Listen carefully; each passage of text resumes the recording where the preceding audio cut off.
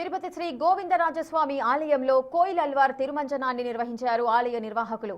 ఉగాది పర్వదినం నేపథ్యంలో స్వామివారి ఆలయాన్ని శుభ్రపరిచే ప్రక్రియలో భాగంగా ఈ రోజు కోయిల్ అల్వార్ తిరుమంజనం నిర్వహించారు.